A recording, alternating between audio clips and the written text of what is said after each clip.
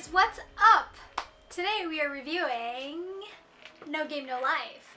Right now we are at episode 10 of No Game No Life, and I did promise I would do a pre-finale thoughts before the final last battle epic conclusion of the series. Last time I did a No Game No Life video, it was for episode 6. And I kind of had to do something there because a lot of you guys wanted to see some of my thoughts on it in video, and I thought I would try reviewing some stuff on video. I'm usually used to reviewing it all on vlogs, so I'm gonna give this one another go. So episode 7 to 10 is actually a pretty good spot, I thought, to recap everything because it all has to do with the preparations to battle the war beasts.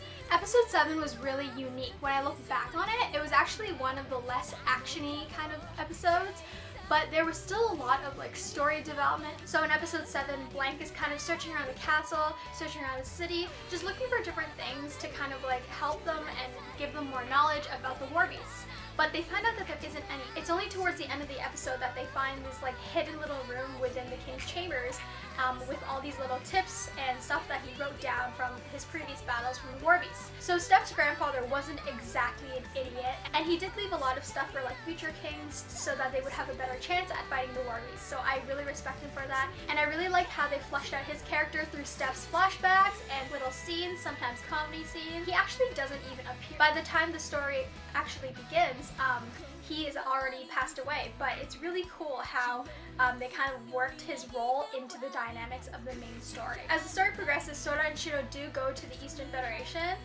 or rather they go to like an embassy building, and then they end up challenging the war beasts to a battle. And you know that Sora and Shiro are known for like making big, huge bets. Sora is kind of like the decision maker between the siblings, I guess because he's older. The way that Sora's thinking goes is that Blank has already won before the game has begun. So he challenges the Eastern Federation for like a huge chunk of their territory, and in return the Imanity race piece.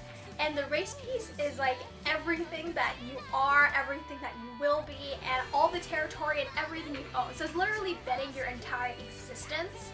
So obviously all of humanity's in an uproar. Their Steph is obviously freaking out like a Steph. And it seems like the only ones that are really confident in themselves are definitely Blank and now Jibril, because she has like total confidence in her master. So then we got to that really confusing episode when Sora disappears and Shiro has to play the game for him. If you guys aren't clear on what happened there, I wrote an entire explanation on my blog, so I will leave a link to that below, and if you guys want to check that out, go right on ahead. The game that Sora played with Kurami is called Othello, and it's basically placing like different pieces here and there to get more pieces in your favor. So if I'm white and I put a white piece down, some of the surrounding white pieces that it's connected to will flip white in my favor. So the score actually goes back and forth throughout the game. It's only towards the end of the game that there are really key and significant moves you can make to flip like half the board in your favor, and that's basically what Shiro did at the very end.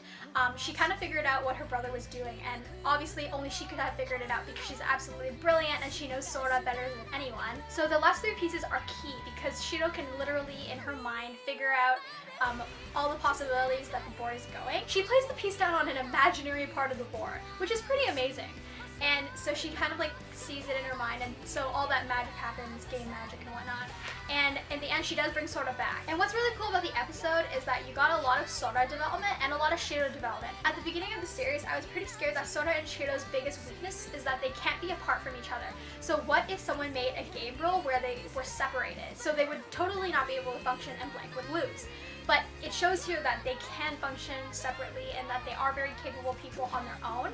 So I'm very proud of Shiro for like actually picking herself up. She's usually used to having her Oni-san there, and he's not, so I'm really glad that she kind of like worked the story in her favor and how she brought Sora back.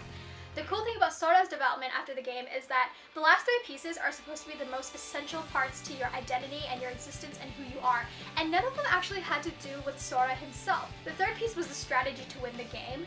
The 2nd piece was his like utter trust in Shiro, and the 1st piece was actually everything that Shiro is and was and will be. It speaks volumes for how close Sora and Shiro are, because Sora isn't anything. He's not himself, he's nothing without Shiro. And it's a really cool sibling dynamic, and it's really cool how they like showcased it in the anime.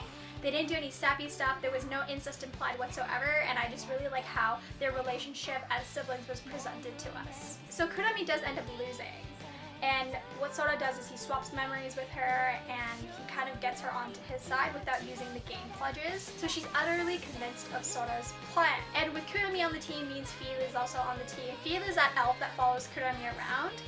In the last episode, we found out that Kurami's family is actually like supposed to be slaves that are attendants to Fia's family, because Fia is part of like the noble upper tier of the elves. But they have a really like special friendship and relationship. As they've grown up, they're really close, so they have more of like an equal terms relationship rather than a master-servant relationship. So now we're all caught up on the summary. I tried to make it as short as possible, and generally I really liked how it's progressing so far. We've gotten to the part at the very last and recent episode where Sora, Shiro, Jibril, Steph, and Izuna-tan have just been transported into the game. So they've like just started the game with the Warbeasts, and the Warbeasts are pretty confident that they're not going to lose. Izuna-tan seems to have like a little bit of nervous inner struggle going on, but we don't really know what's up with that. She's actually not the ruler of the Eastern Federation, and I'm guessing she's working under someone else, or she's like a puppet for someone else behind the scenes. So Sora and Shiro go there, and then they find out that the game takes place in Tokyo. And like, holy crap, they freak out. They just like go into total Hiki-Neat mode, and it's like everything goes downhill. I actually have a hypothesis about that. I'm wondering if the Warbeasts game will show you what you're most fearful of and what makes you like tick, or what you're like deathly afraid of.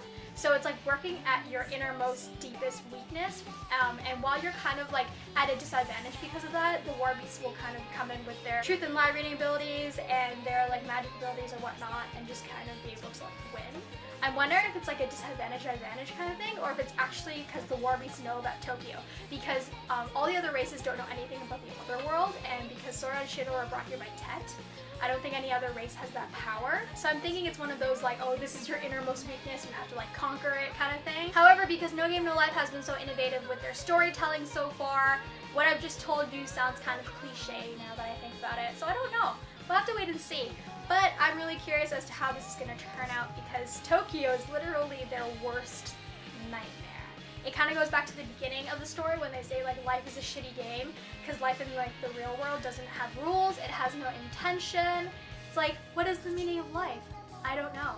No one's telling me, right? So they really hate the real world because there's no boundaries, everything's just like a free-for-all kind of thing, and it doesn't make any sense. Life doesn't make any sense. So it seems like the last episodes are just going to encompass the last battle with the Warbeasts, and if that's really so, then I'm guessing there should be a season 2, because Sora and Shiro haven't gotten to the part where they can challenge Tet yet, because there's still a bunch of different races that they haven't gone through. I didn't want them to rush it in any way, so I'm really glad that they kind of like took it race by race, and hopefully if we do get a season 2, we'll get to see more of the world, more of the Discord world and all of its races and how it works, more beautiful animation, and hopefully we do get to see more of Tet, because Sora and Shiro are working to that final goal. I really wanted to tell you guys, or like hint to you guys what's happening next, but I actually don't know, because the site that I read light novels online, they haven't gotten that part of the translation yet, and I have no idea what's going on. So I'm as much in the dark as you guys are, and I can't wait to see what's going to happen in the next 2 episodes, because I'm pretty sure a game with the Warbeasts is going to take that long, probably,